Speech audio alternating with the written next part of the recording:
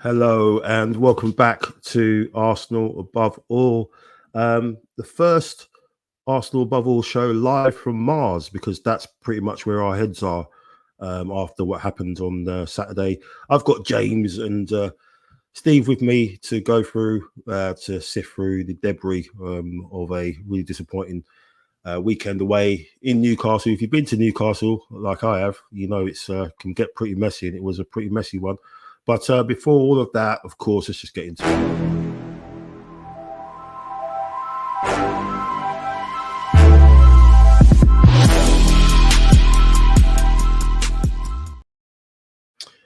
Okay, let's get into this. James, how you doing? Good to see you back. Yeah, thank you. No, I'm not bad. Thank you very much for having me on. Like I said a minute ago before we went live, wish it could be under better circumstances, but I put the call out to you guys. You guys come and always help me, and you kindly ask me, so I will do my bit in return. But I probably won't be as cheerful or as pleasant as you were on my mic, I'm afraid. No, good stuff, man. Thanks for coming on, and always a pleasure having you on here. And I've also got Steve on the call me Stepney Asakwe. How you doing, Steve? How's your head? Or where is your head? Is it just coming into re-entry at the moment, or I mean, it's definitely landed. Yesterday was a bad day at the office, wasn't it? That's putting it politely. Oh, thanks, mate. Thanks for coming on as always. So let's get into it. A disappointing trip away to Newcastle. Second trip away, obviously, after the 3-0 win against Preston in the League Cup. Obviously, we got a decent draw as well for that in the quarterfinals against Crystal Palace. And of course, Ethan Nwaneri did the business again, looked really bright and inventive. And we kind of thought, okay, it might be a slim chance of him starting. Wasn't the case. We started again with the team, at the back, especially with Timber left back and Partey right back. I know we're not really going to go into the nuts and bolts of it, really, of what happened in that game, because it was a shocking performance all round from so many, James. But what's your thoughts on just how Arteta's managing the squad? Because we know what he did with Kivior against Bournemouth. Obviously, took him off after he made that mistake for the second goal. But you're kind of thinking, you play him, he's done a job for us left back before. You play him left back against Newcastle. He's a big guy, can have that physical matchup, which seems what Newcastle were all about. And then that enables you to put Timber on the right, and it enables you to put your best defensive midfielder in the middle and allow Rice to do his business in the 8, and then maybe let Merino come out of the firing line a bit. What was your thoughts on just how that lineup sort of came to be, and how it kind of affected the performance? Because I've never seen an Arsenal. Well, it's been a long time since we've seen an Arsenal performance like that, lacking of energy and stuff like that. But what was your thoughts on just that lineup, and looking hindsight, obviously hindsight 2020? What was your thoughts on just how we lined up and for that game? So, Mike, if I can just quickly step back to obviously Preston as quick as I can. I normally put the lineups out because I like it as a tweet. I like getting, people come in and join in, and I get a bit of a pit, and I go, oh yeah, do you know what? You've got a point there, or you've got a point. But I didn't do one for Preston because, one, I was ridiculously busy anyway, and I was struggling to get back in time to actually watch it. And then, like I said, when I did get back, Sky done me over. Still got to submit a request into them about how they done me over, by the way. You're not getting off scot-free there, Sky. I'm coming for you. But then this weekend, I didn't bother putting one out for this because I knew what he was going to do. I think all of us knew that the minute we saw the day before in the presser where he said, Ben White's 50-50, I was like, well, Thomas Partey's at right back then, because he's not going to start. If Ben White's 50-50, he's not starting him. And I thought to myself, he's going to play all of his big, statuesque type players, because it's Newcastle, which to an extent, before a ball's kicked, you go, play the big guys because it's Newcastle. But then hindsight 2020, what you've done physicality wise, you've taken away all your technical acumen off, everything. You risk that side of your game. Yeah. And to put all of these tall guys in, all your dual winners per se, and then you don't even win a single duel pretty much the majority of the game, which is the second time that's happened to us since, I believe, Man City away when it was the Rob Holding game. And they absolutely beat us in the title race a couple of seasons ago. It's just embarrassing. I mean, there was so many of them on Saturday that started, and they just completely.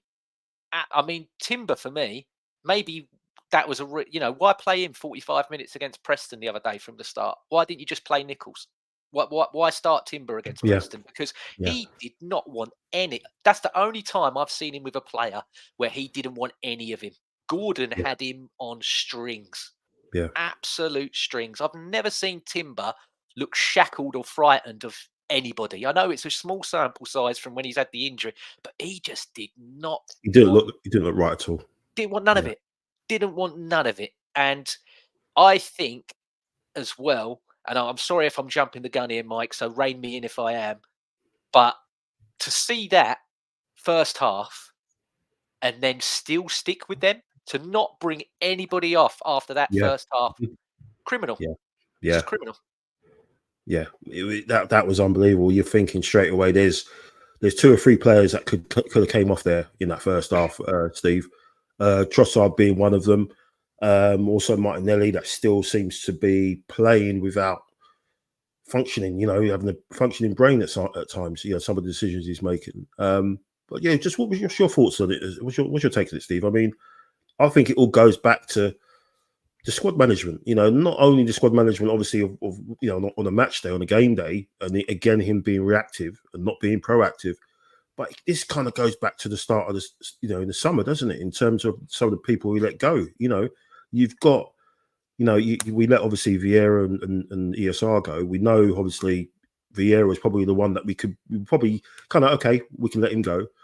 But ESR, and then we're at the situation now where we're relying on a 17-year-old, effectively to come in and try and kind of drag us up a little bit, which isn't right for a club of Arsenal's, standing in a sense, and a team that's supposed to be winning a title, challenging for a title. But what was your thoughts just on, that lineup, the performance of lethargy of the performance?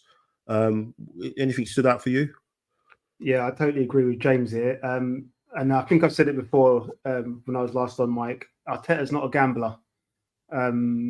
He's not a gambler. So as James said, we could have all pretty much predicted the lineup. I agree with you, Mike, in the sense that we're accommodating players, and I don't like to do that, if you know what I mean. I'm somebody that likes to play a player in their best position to get the best out of them in order for them to perform the best.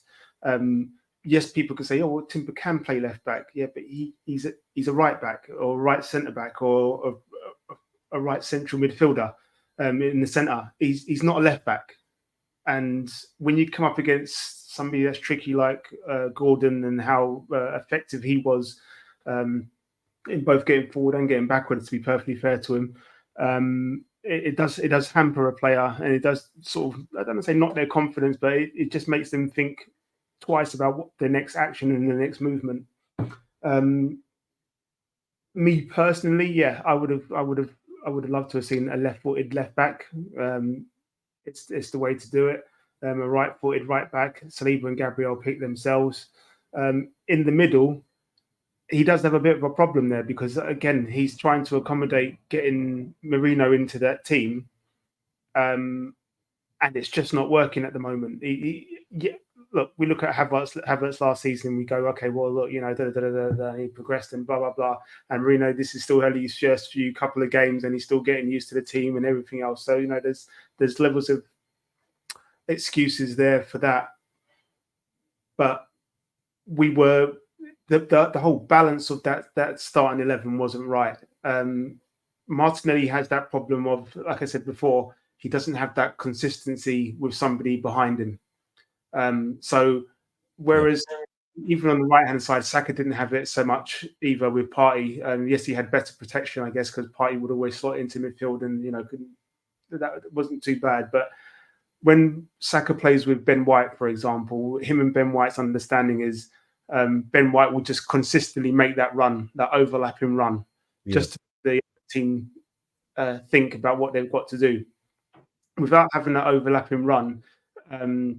It just restricts Saka to what he can then do, because again he was doubled up, sometimes 3 players on him, and then he's having to try and create something. And the 2 times that he did create what we would class as big chances, unfortunately there was nobody on the end of one of them in the first half, and then the second one that right later, there's death for the second half when Declan Rice just missed the header.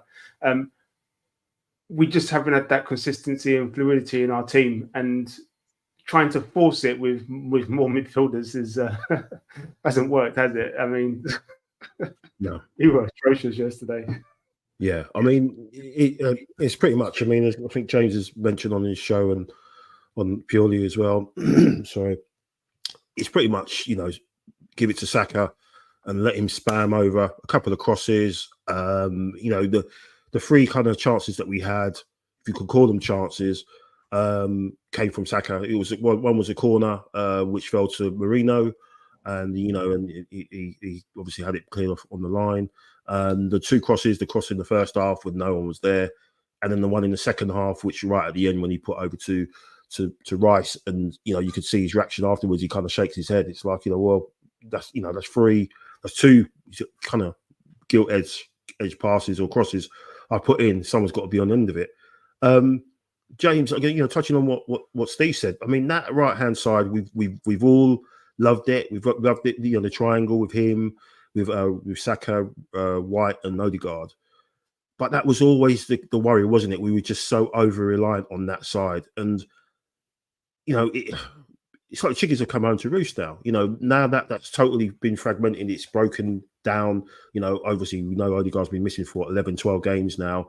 White has been, in and out because of injury. Timber's come in there, and obviously Saka's been injured.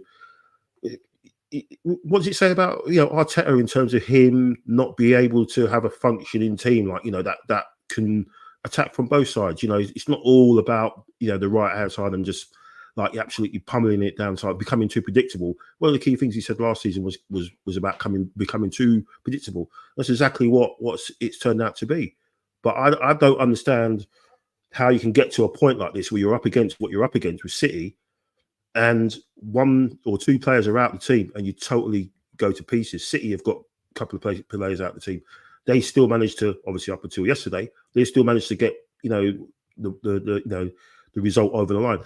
What do you think he has to do, or what do you think he should have done, to compensate for that? Because obviously, other than getting a left winger or someone really, who we know we were going after or linked to, what do you think we need to do to go forward apart from getting Odegaard in, which obviously is a chance he could come back on Wednesday? Yeah. Well, Mike, again, that's in a way, and normally it's what always happens when I come onto these shows with you or with Jack and Neil and everybody else. You answered your own question before you send it over to me. For me, it's the reluctance of not buying any attacking player, or with the attacking player that you got, which was one that you got on loan right at the end because you knew you had to, but you don't use him. Yeah, he didn't come on against Liverpool when we needed a goal, and we needed a goal yesterday, and he still didn't bring him on. So what does that, to me, if I'm Raheem Sterling, I know I've had a terrible time at Chelsea, and the bloke there's pretty much said one thing the week before, but then within the next, he said on the Saturday he's not in for tactical reasons. Then he come out the Tuesday and actually went, no, I don't rate him and I don't want him. Well, I don't know how Raheem Sterling feels about, Arteta's a guy that he thought, oh, this guy loves me. We've got all that relationship from Man City. He must trust me from where we've had this. And yet he still doesn't trust me at all. And going into what you're saying, again, it's like what Stephen said as well with Thomas Partey. Yeah, you're going to get that dual winning. You're going to get someone that can lay a pass in, but you're not going to get the overlapping. And against Newcastle, cross it at nauseum. It's not going to work at them because they're just going to head it away. They've got. I know Keown said that Saliba and Gabriel are the Thames barrier for us. Well, God knows what their lot are. They're like the the army of the 500 in Lord of the Rings. They're absolutely massive, aren't they? So to cross it ad nauseum, they're just going to swallow that and eat that up all day. What you had to do was stretch that, maybe bring one out. That leaves a gap. But then the other thing as well is, for me, Kai Havertz, has been your best centre forward since the start. Neil will tell you he's been our best player since 2024. Since the start of the year, Kai Havertz has been Arsenal's best player, in Neil's opinion. Which again, not necessarily wrong, not mine, but that's what Neil said. Why are you still persisting with him as a midfielder? Because he played every single position yesterday, but a centre forward. Yeah, it's crazy. And that's where you wanted him to be. You were like, you back into one of these nasty thug type players. See if you can hold it up. Have a Saka or a Martinelli running behind and see if we can slot them through. But yet he had him doing doggies on the right-hand side, the left-hand side. Try and win it in the midfield to accommodate Trossard, who, let's be fair, the last couple of weeks, I would have watched Leandro Trossard like that. But I'm watching it like that. I'm putting my hands over my face when I'm watching him play. Because he's been absolutely terrible. He's been terrible. And to think that he was going to win anything up front yesterday against Newcastle, ridiculous. Absolutely ridiculous. Yeah, I mean, in terms of where do we go and what do we do? In Arsenal, will always, just due to our DNA, create chances. But like we had yesterday, and like Stephen said as well, that Saka one, he does everything right. That's what you need to do. Stretch the game, cut in, cut it across, attack the ball. It's like, who else is on the wavelength? Yeah, because you're right. Yeah, he was shaking his head, being like, "Oh my god!" And he's one of 3 players that can hold his head high coming off the pitch. Yeah, because the rest of them were atrocious. Yeah, absolutely. It's just you've just got to massively step up. I don't know, take them to Dubai or something. They need a kick up the backside, mate. A lot of them. Other than Saka, Thomas Partey, and Raya yesterday, who thank God he made a couple of saves because it could have been even worse. Yeah. I think the rest of them were diabolical. Every single one of them. Even and again, a lot of people are too embarrassed to say about certain players. They're scared to critique certain players. I don't care. I don't care whose name's on the back of the shirt. I'm like, all of them were terrible, apart from Saka, Raya, and Partey. Yeah. I think I totally agree. I think Trossard's inconsistency is really sort of baffling. I don't think there's been a player like that who I've seen play for Arsenal who's been so inconsistent was Mkhitaryan, where he played well one game and then the next game he just looked like an absolute amateur. And Trossard, he had fewer passes yesterday than David Raya, and he gave the ball away 12 times. I mean, there was one time where right before half time he played the ball through to Saka. It was just overhit. It was a really poor pass. In the second half, he does a rugby tackle on the Newcastle player as well. It was just so poor. It was just, and he's been poor for a few games now. And I think we kind of said that, his position, if he's going to play, should be as a false nine. If anything, I don't think he's a left winger. I don't think he's got the speed to get past anybody. I don't think he's working out as this, sorry, left 8 or right 8 or whatever he's trying to play. I just think he's been poor, and I think the answer, maybe not so much the answer, because let's be real. When Odegaard was injured, and ESR and Vieira were obviously out of the squad, we kind of thought, oh wow, this is a chance for Ethan. Arteta said, he's there for a reason. He's there on merit. He's not just there for whatever. He's there on merit. Didn't give him minutes. And if you're in that situation where you've lost, your captain and your creative spark, and you're thinking, all right, I've got this kid in, I want to give him minutes. There just isn't a perfect sort of route way. Oh, hang on, you've had the almost perfect route way to blood him into the team, to give him minutes, and that was 3 home games. One against Bolton, one against Leicester, or one against Southampton. Not one against Liverpool in the cup, not one against Man City, not one against Tottenham. This was 3 home games that you could have given him substantial minutes. You for me, even that, you had to have started Ranieri against Leicester or Southampton. I think it's unforgivable that he hasn't done that, because you get to the situation that you are yesterday and you're putting him on with half an hour to go. and then the first moment he gets on the pitch, Joe would absolutely, he could have done him. He looked like, for me, he tried to do him. I don't know whether there was something, maybe when they he was a youngster at Hayland. Maybe he just disrespected him when he was walking past him in the cafeteria or something like that, in the canteen, or they had an under 14s and under 23s game, and he just mugged him off. I don't know what it was, but the tackle, this tackle was absolutely scandalous. I don't know if he got a yellow card for it. I think he did get a yellow card for it. It was a shocking tackle. But you give him the minutes, at least the minutes against, to start a Premier League game and against one of those two teams. You give him some more minutes, and he just throw him in. I just can't understand how we've got to this point again, Steve, where it's just about the squad management and the way that he's sorted he's giving people minutes. And again, it's the trust of the squad, isn't it? I mean, before I come to you, Steve, just a couple of things. We had a couple of comments from some of the viewers, which has been great. This is from Mac. ESR is playing incredible football for them. Arsenal, he will be passing backwards. The structure, Arsenal and other Pep disciples are stopping their players to show what they can actually do, which we've kind of said, it's a lot robotic, isn't it? Got Melvin, obviously. Hello, Melvin. Good evening, guys. Can you name an outfield player that has maintained last season's form? Good question. Saka. Yeah, pretty much. And Michelle, thanks, Michelle. It's been give it to Saka for the last few seasons, not just this one. That can't be only tactics. That absolutely right. Mac again, he's on fire with his chats and firing them in. What do you think about Saka as captain? I think it's hindered his performances. Interesting. Raheem should get extended starts at left wing. He's much better there than on the right side. Plus, Mike Ledley hasn't progressed enough in the last year and a half. Thanks for that, Millies, as well. I've also got a hello from James. From Neil. Hope you're well. And Partey has been a standout player. And thanks for all the comments so far. Please keep sending them in. But Steve, I'll go back to you. Ethan Wanyeri, should we be in a situation where we're hoping for a 17-year-old kid who's, he's not started a Premier League game to come in and be the guy that's going to pull us up to a level?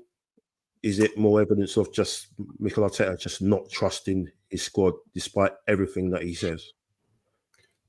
I think it's the latter. I think it's Arteta not trusting his squad, because it's something that we've talked about over the years, Mike. It's something that we brought up every season at certain points as well, of giving players enough minutes and giving players enough time. We shouldn't be expecting Ethan to come in and drag the squad up, but we should expect him to come in and at least get time to express himself on the pitch. Yes, people go, well, he got minutes against Newcastle and he got minutes against Preston, so he's getting there. And look, lots of managers will talk about not giving players too much time and trying to protect the players and stuff like that. But I'm pretty sure Saka was about 17 when he broke into our squad, and he's just gone on from strength to strength, and it's just giving him that belief of just going, look, I'm going to trust you. I'm going to trust you. Express yourself, because as one of the comments just said there about Pep, Pep's disciples, and coaching out of the game. Mike, you brought it up a number of times over the past year and a half of just going, these players are being coached too much instead of just being given the freedom to just go out there and express themselves.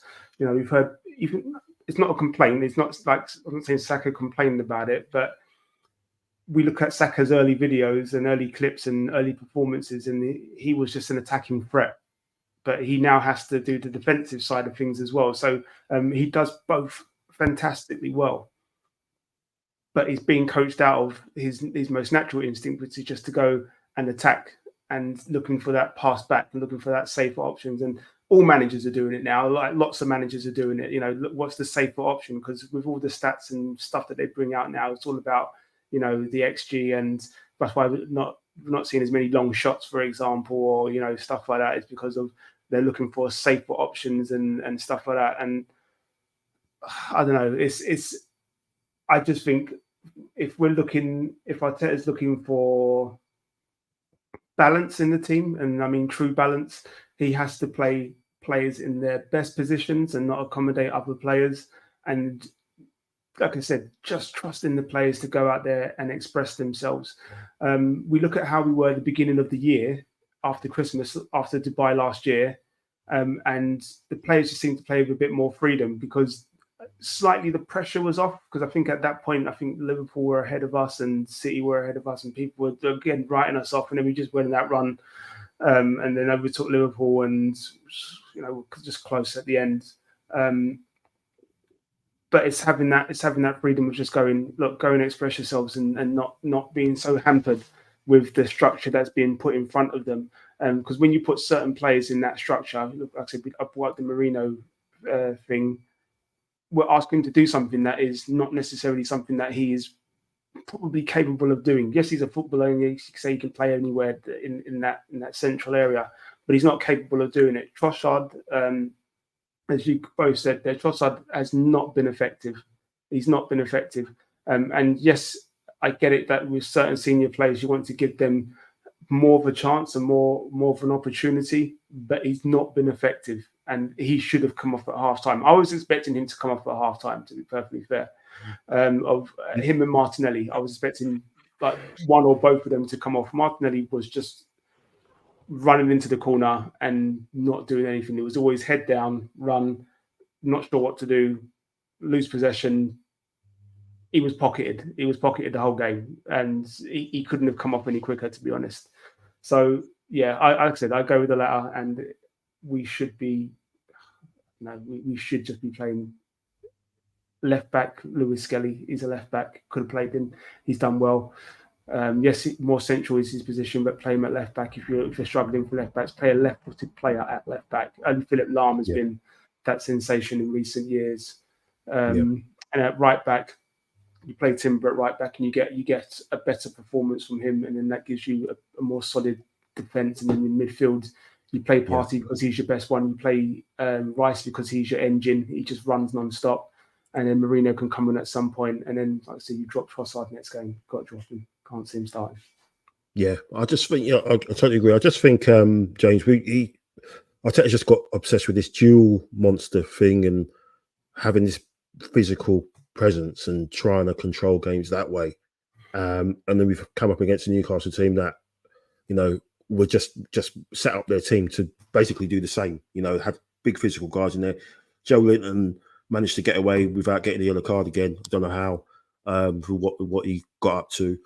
I just can't understand how he's gone away so much from having that sort of creativity. It's not creativity, but just one player, in terms of Odegaard being out of the team for a certain period of time. It's almost like a sticking plaster, right? We kind of were getting by without him, and as it's got on, it's got more crusty. It keeps falling off. You keep putting the plaster back on or whatever. And we kind of see now that we're lacking his control, his cute passes around the corner and stuff.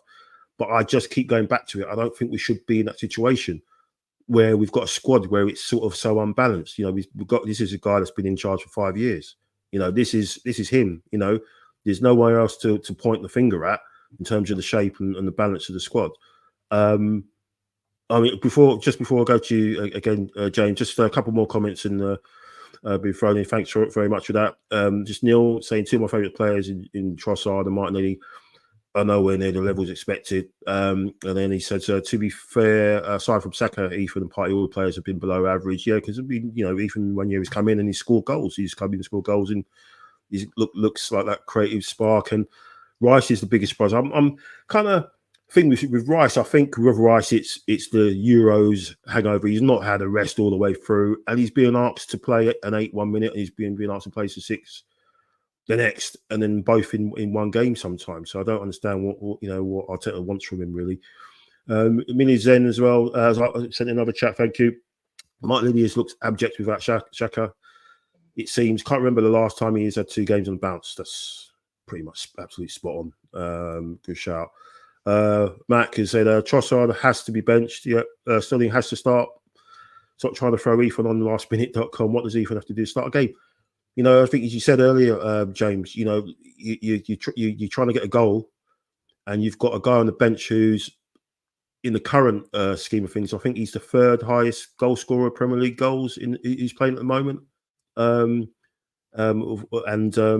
bring on Jorginho as your instead of him, and he doesn't get any minutes at all. I know he wasn't that great against Preston, but I mean that's pretty harsh. Bernadette, thank you for the comment. Martinelli hasn't progressed at all. Decision making should improve the experience, but it hasn't. And we said in the last show, you've only got to look at the guy across on the other wing and see how he's developed and how he's effective. And even though we pretty much stunk out the place and he didn't have that great a game, he still provided 2 key balls in which could have, resulted in goals. And that's the thing. You can't say that with Martinelli, can you? He's just been so hit and miss this season. MLS is not as good defensively yet, in my opinion. It's from Melvin to be first choice at left back against a team like Newcastle. Yeah, it's a good shot. But again, that goes down to giving him minutes. You could have played him against Leicester or Southampton. You could have given him minutes just to see just so he can get the taste of it and move on. I do think he's behind Ranieri in terms of where he is in the standing on the squad. But they're there. You've got to give these guys minutes. But yes. Sorry, James. We look ahead to Wednesday, because this is going to be massive now. Obviously, we've got Chelsea on the Sunday, and they didn't look that great today against Man United. It was an awful game. I don't know if anyone saw it. It was shocking levels. But Wednesday, obviously, you've got an Inter Milan head on. I know you watch them and you follow them as well. What's your thoughts going into that? Because we're up against a team that a couple of years ago reached the final, obviously lost to City, played City this season at the Etihad and played really, really well. They should have beaten City. I thought they absolutely on the break they were absolutely electric. This could be messy, couldn't it? This could be really, really messy, because I think these guys are very, very streetwise. What's your thoughts on how should we approach that? Are we looking to get out of there with a point and then try and maybe bounce back on Sunday, or what are you thinking? So I got the shirt behind me from when we done them 5-1. I don't see that happening, because we ain't got a player like we had that done them to help us get that 5-1. I believe they've won 1-0 tonight. I think I've just seen it that it's finished 1-0. They're for me, they were my favourites to win the whole thing, Mike, this season. With the new format, the way that it is, I see it being a team that's consistent in a league format, and then they can go on and progress that way. And I think Inter Milan are so strong.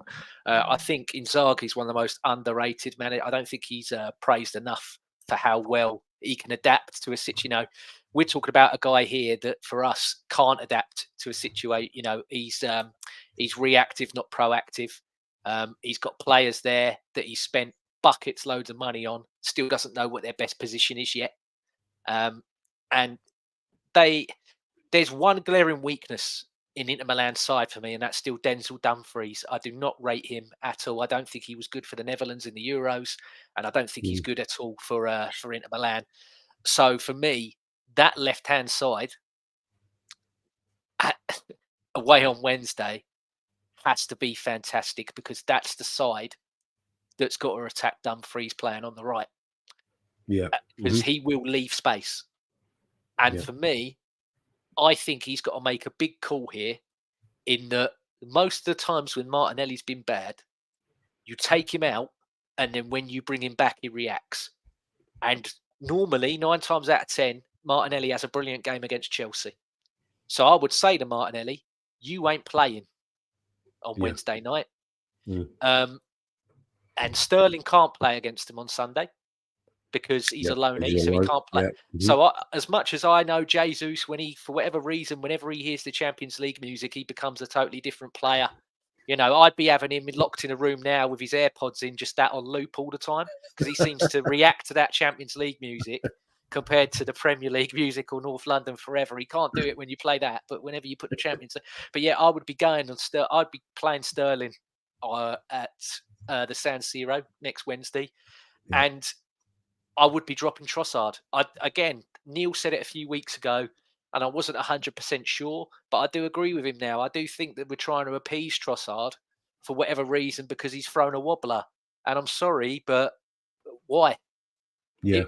If you're scoring goals and you're performing, then yeah, I can understand it. But when you're dropping stinker after stinker after stinker, why do you care about appeasing this guy? Because I'm sorry, if he's going to throw, and this is what happens towards the end at Brighton. And I love Trossard, but he threw a strop towards the end at Brighton, and De Zerbi went, "Don't really care about you. I'll get someone else that can do what you can do." And then he left and joined us, and he was brilliant. If he drops a strop for Arsenal and leaves in January, I'm telling you now, we can find someone younger that's better than Leandro Trossard. Trust me. So, if he's banging in goals for fun and everything, yeah. And if you ask me, I don't want to sell him. But if he's going to continue the way he's continuing, I couldn't care less if he does throw a strop and leaves because he's not performing anyway. I watched Wolves versus Palace, yeah. On the 61st, 62nd minute, Gary O'Neill made 3 subs. All their fans are screaming, "You don't know what you're doing." They're booing him. All 3 of them subs come on, they got the 2 goals.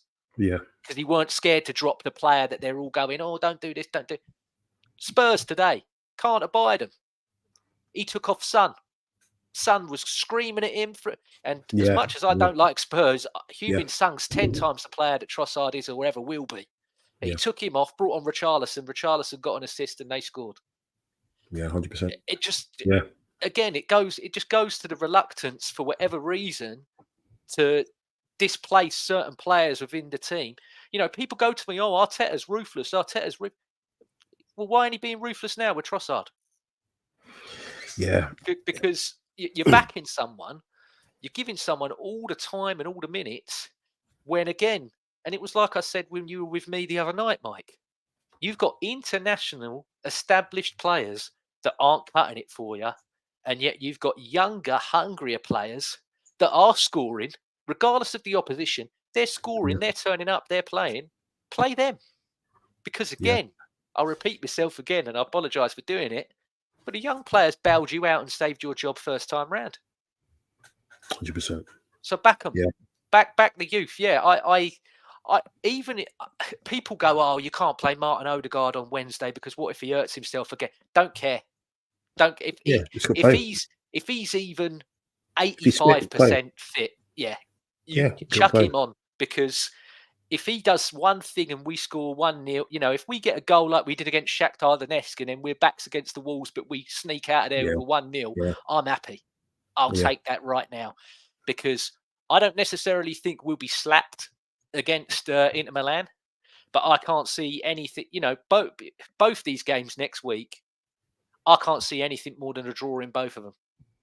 Normally we go to Chelsea and it really helps that, us beating them could really pad out a really bad time for us.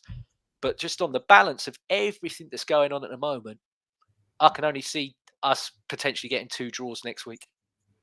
That's the reality of the situation that we're currently in. But just play people in your natural position as well. Do not have Kai Havertz dropping in and out and everything. What other team in the top 6 would have their centre forward?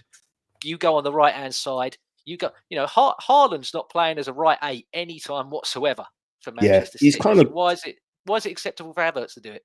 Yeah, it's kind of gone to this kind of whatever it was. It's some kind of 4-4-2 formation, or like no striker sort of thing. So it was kind of I don't know what it was, but I think Steve, like James said, he's got to kind of press a reset button. Almost wish it was January again. Post Dubai, nice suntan from everyone, nice gold steak in the belly, digesting and everything like that, all that stuff from Salt Bay and all that muppet. And you kind of think now that he has to reset and put Havertz up front, add an injection of some sort of creativity and energy, and that's Ethan. In place of Trossard, I would say I would kind of go with James with that. Playing probably Jesus there on that wing, because he's probably going to do the hard yards as well, isn't it? He's going to do a lot going the other way. I don't think Sterling would as such, but he would be a threat coming on last 20th, which I still can't believe he didn't come on yesterday. But what's your thoughts looking ahead to that as well? With the way the season's panning out, I think this season, there's not been a standout performance yet. There's been a couple of minutes. There's been a half and a half of the City game, the first half. But I think pretty much the results and the performances have been staring us right in the face, I think. But what's your thoughts for Wednesday? Totally agree with James. You know me, Mike. I've always said the Hale End. If you've got it, use it. If big players are not performing, just show them what the future looks like and say to them, this is what the future looks like. If you're not part of it, I can easily ship you out. And I've got somebody here that is ready to take your place. They're young, they're hungry, and I know I'm going to get a performance out of them. Even if they don't perform, I know that they're going to try and perform. Play the Hale End. For the Champions League, for Inter Milan, look, anybody that's thinking that, we have a right to win the game, we don't have a right to win that game. They are a very, very, very good team. We have to play Havertz up front. I don't know why he didn't sign a striker in the summer if you're going to end up playing someone like Havertz in midfield or here, there, and everywhere, and asking him to drop it in when you've got a game against Newcastle and you're wanting that big centre forward to be in the box. You don't have one because you've not signed a striker. It's funny. It's funny to talk about, but we've all said it at some point over the past 2-3 years. We need a striker. We need a striker. We need a striker. Look at Isak's performance. Perfect centre forward's performance. He got in the box. He's not good enough for Arsenal, Mike. Yeah, I know. That? All these great big Arsenal accounts on Twitter in the summer. He's not good enough for Arsenal. Mental, isn't it? Yeah. He looked pretty good body in our two centre backs yesterday, didn't he?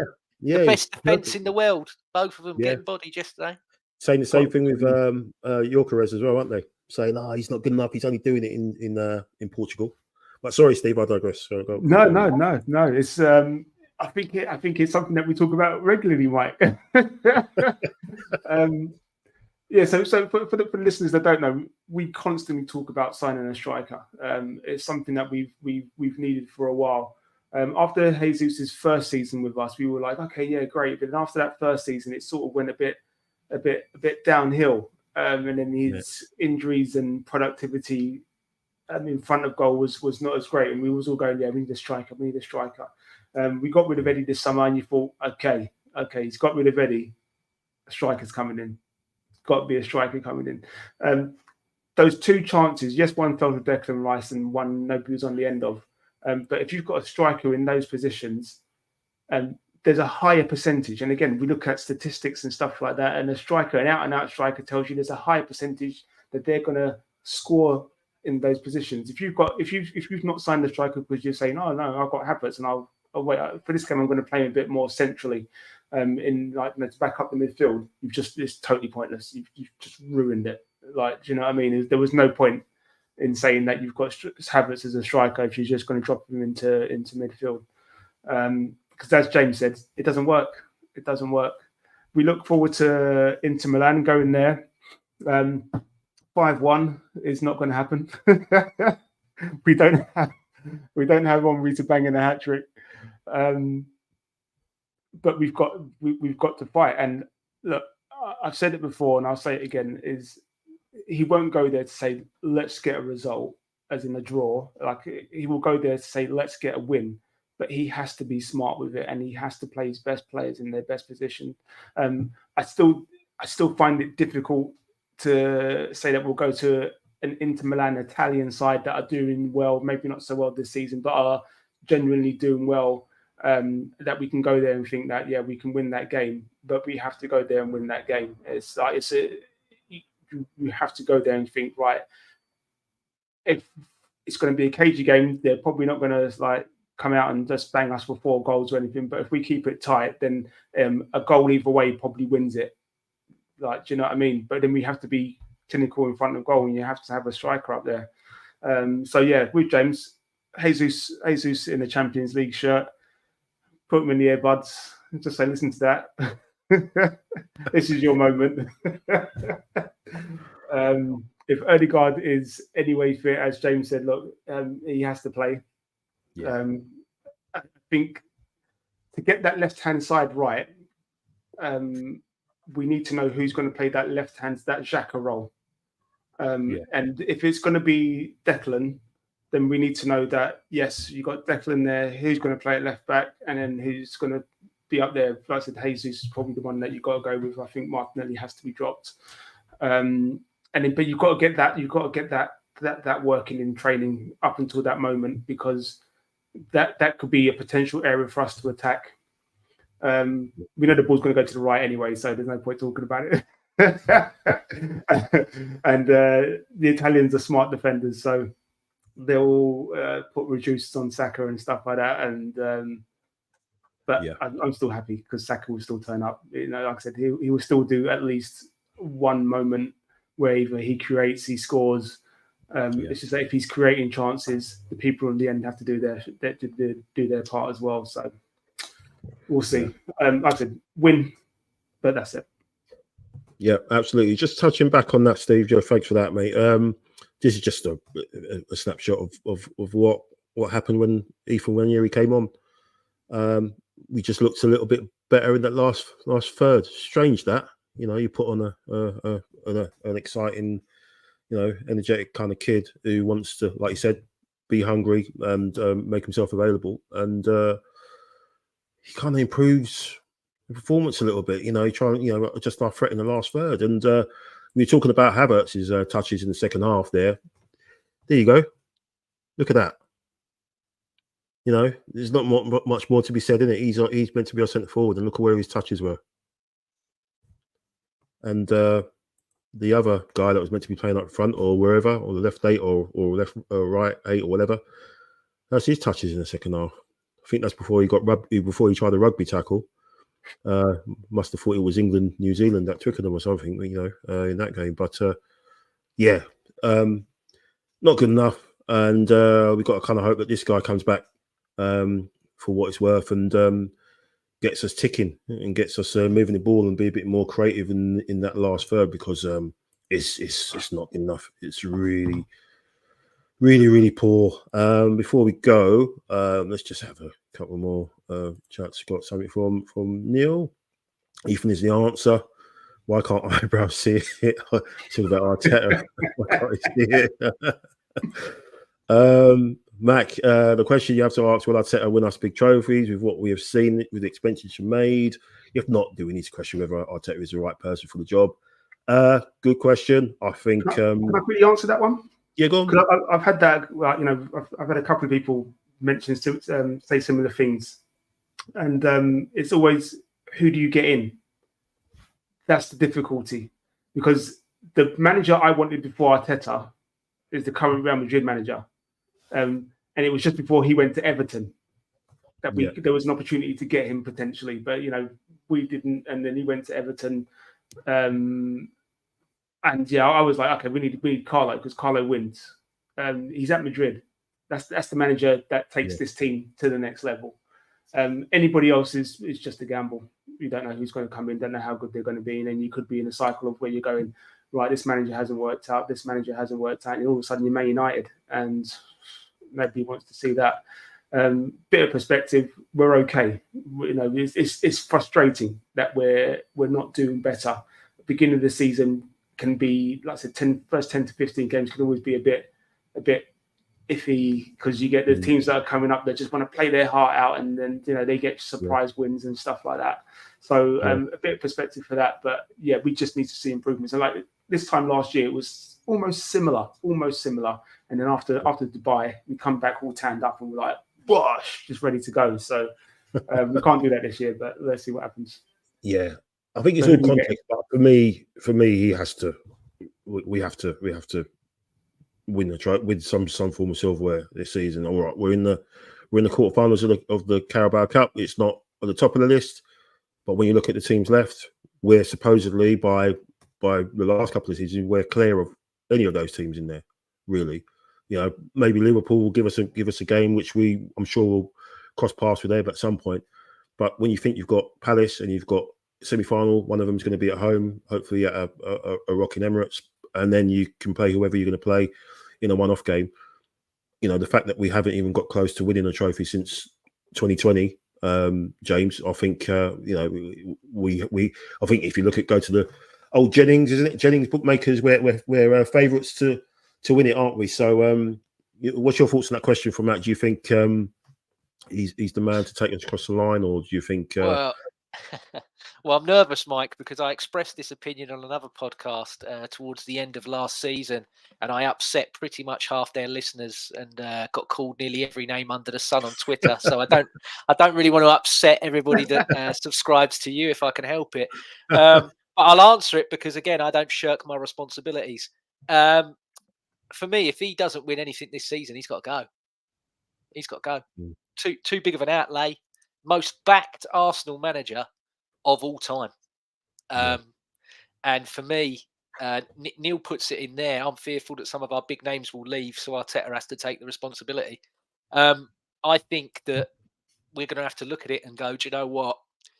Probably take the hit on a player or two going, because I think even if we do win something, I do believe William Saliba will be a Real Madrid player potentially next summer. Yeah. 100%, 100%. Regardless of what we win, I think they're really going to go big for him.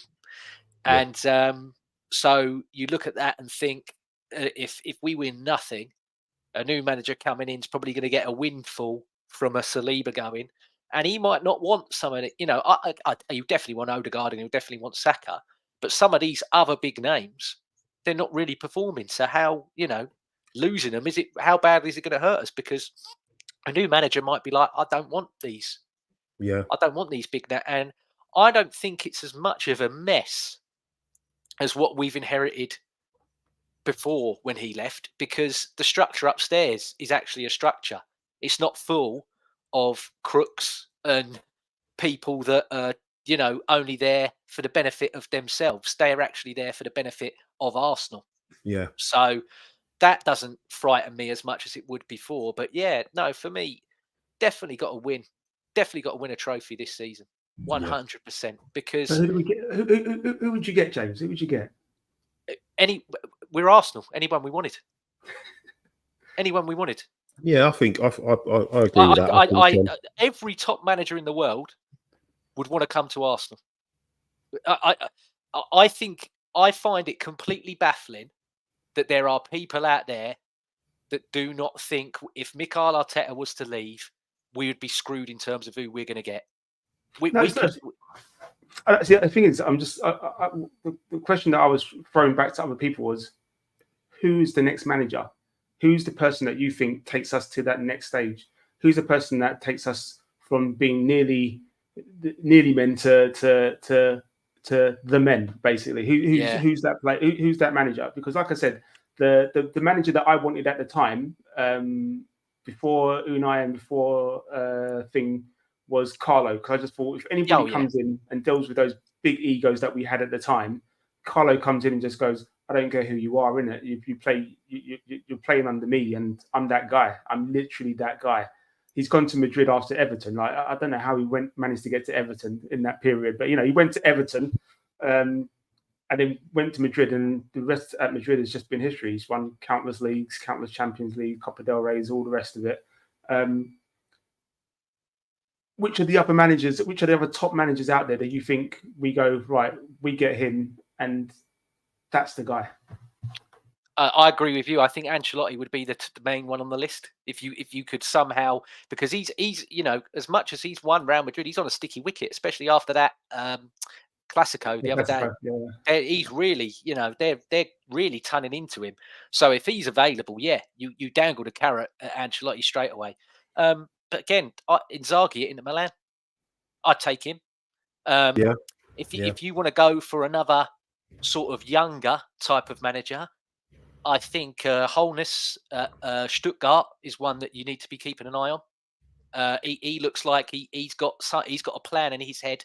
There's always, it goes through phases where it's either Spanish managers or it's it's never English managers. Funny enough, I don't know what it is about us that we can't seem to get anything over the line. But yeah, at the moment, I think the German managers are really pumping out some good stuff. So yeah, there's Holness there.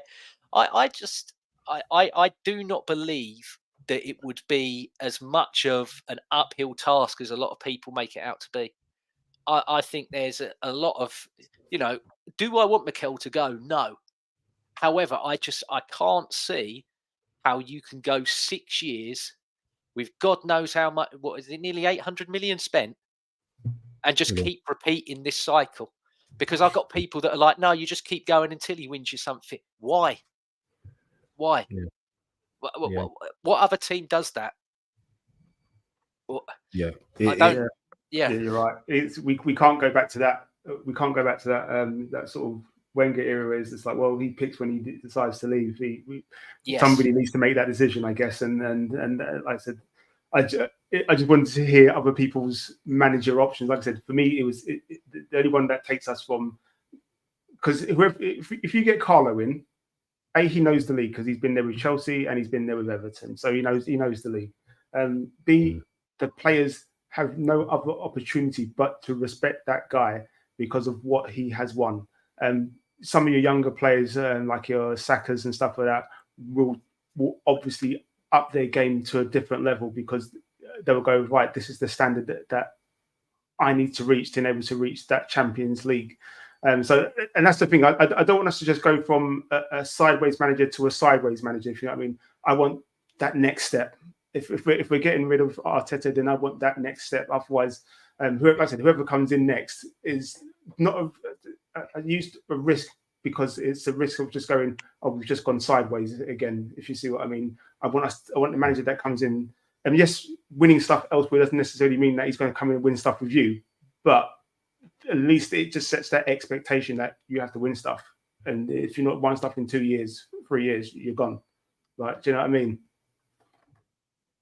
Yeah, it's interesting chat. I do think we are in a structurally better place than where we were when after Wenger. 100%. The whole, the layers, the foundations are there with what they've done at the club. Obviously with what Per Mertesacker doing with the youngsters, and obviously Edu and everything else. I just think, we're in a lot better place. So I do think if we comes to the point where we do have to identify something, I think we'll be all right. I think it will be someone who, it won't be someone like Arteta who hasn't had no previous experience. We know that next person coming in will be an experienced guy, and will be ideally someone who has won a title at wherever he's managed before. So he has that sort of experience of getting a team over the line and the crunch games or whatever. But I think we'll be in a good position if it comes to that, because I think the work that Mikel's done, whatever happens, whatever you can say apart from yesterday, we've got a team that are hungry and will fight for the badge. We just got to hope that yesterday was like the straw that broke the camel. It could be the camel, the way we played, but it could be the straw that broke the camel's back. So hopefully, yes, if we do come to that point, then we can be in a strong position and will be an attractive proposition. I'm sure we will for many managers, as James has said. She's got Stan as well. She said, my fear is if we get rid of Mikel, we go down the same road as Man United. Loads of managers always in a rebuild. Yes, it could be that. Yeah, but again, that goes back. But then you could look at someone like Liverpool, and Liverpool with, I know they were talking to Amorim. I think Slot might have been the third one on the list.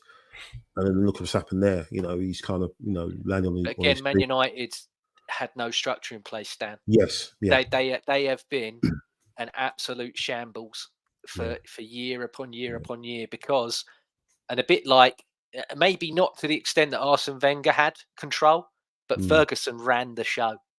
Yeah. He ran the whole entire show. And now they've finally got a bit more of a structure in place at a board level, where they're able to take things into, we haven't got to worry about that at Arsenal. The shysters and the people that took the mick out of every single person that's in the chat here, they're all gone. So that you don't have to worry about. There are a plethora of young players coming through that a new manager can take. We're not a poor club by any means. Bloody hell, it was only last season we spent £100 million on a player. You never would have believed. You would have never believed in your lifetime Arsenal would have spent £100 million on a player. True. But we have. So True. all of this, I think I don't want to end it on a doom and gloom on your show, Mike, by saying, I don't want to come across as someone that's so anti-Arteta I want him to leave, because I don't. There isn't a manager that I wouldn't want to do more than Mikel, because he's an ex-player of the club. He's an ex-captain of the club. You know, he understands. Yeah, gets and it. There's an emotional connection with him and with fans and with the players that I had taken away from me by how we were towards the end of Arsene Wenger and towards the end of Unai Emery, that he has given me back. Yeah. So that's why, on that level, I want to see us do well. And yeah, this was the worst game that I've seen us play since Fulham last season, this weekend. Yeah. But, you know, I'm not going to kick off. I'm not going to get on my high horse and demand that he be sacked and leave right now, in the words of Will Young. But, you know, I just think at the end of the season, with nothing going on, that's got to be reviewed. Yeah. However, roll on Wednesday, roll on Sunday, and let's see if we can bloody win something. Yeah, 100%. We've got this from Neil. You know, he's always Mr. Positive, Mr. Quadruple, as well as being the most dangerous Arsenal fan alive, and the Arsenal Jason Bourne. He is very positive, and he says, anyway, we'll go on a 15-game winning run now. It's all good. But I'm not sure about his other comment, saying Sam Allardyce. So, he's drunk. Might have to block Neil. He's been kidnapped. They finally caught up with him, Mike. Neil Bourne has been caught. And also from back again, we want this as fans, but Edu will definitely not let Arteta leave. I tell you, don't listen to the noise. Arteta will not leave unless it becomes untenable.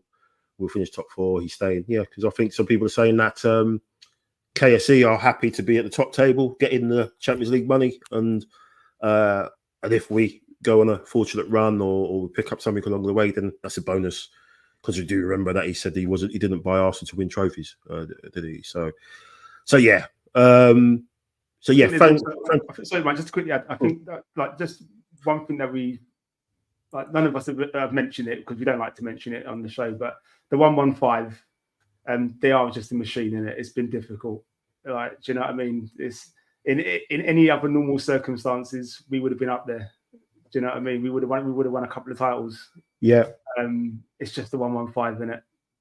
Yeah. Just the worry that the worry at the start of the season was always that something happens. Let's say some points deductions get chucked their way, and we don't capitalise on it. You know, Slot capitalised it somehow. You know, he just lands in his lap. That would be horrible, and that was a nightmare I had at the start of the season. And 10 games in, they normally say the league sort of you kind of get a bit of a snapshot of where the league is after 10 games, and what we're 5th at the moment. So let's hope like Neil says, we go on the run, get some players back, get that squad depth going, and then see where we are. Let's say 15 games from now. We've pretty much got to be perfect now, though, haven't we? That's the thing. We pretty much have to be perfect, like we were in that second half of the season last year. But anyway, thanks guys for your time. I really, really appreciate it. It's been a fantastic chat. You probably noticed I let you guys have a back and forth for a while. I was going to pop out and get a cup of tea and have you guys carrying on still, because it was great stuff. I still want to be able to hear it. But no, fantastic stuff from you. Really appreciate your time on this Sunday night. Thanks for everyone who's watched and thrown in some great questions and comments. Really, really brilliant stuff. Really, really appreciate it. We'll get this on audio as well. We'll get this on the usual podcast platforms. And we'll maybe back for post Champions League chat just to see how things land and if it's another 5-1, we'll maybe we'll have these two back on again, and James could have that shirt on as well, that famous shirt. I don't know if it fits me, Mike. This is my one from that time. I don't know if I'm going to get in it. I was 12 back then. I don't know if I'm going to fit in that one. Yeah, try putting it on now. Then give yourself some time, and then see how we are Wednesday night. But no, thanks guys. Thanks for everyone watching. We'll hopefully be back. If not after the Inter game, we'll be back obviously after the Chelsea game. That'll probably be Monday nights and another live one. So thanks, James. Have a great week. Thanks, Steve, as well. Have a great week. Thanks for everyone who's watched in the chat. Really, really appreciate it. Thanks for all the comments. And come on, you Reds. Let's get over this hump and get a famous win in Italy. Let's go. Newcastle, a central figure again, and he looks to trick Michael.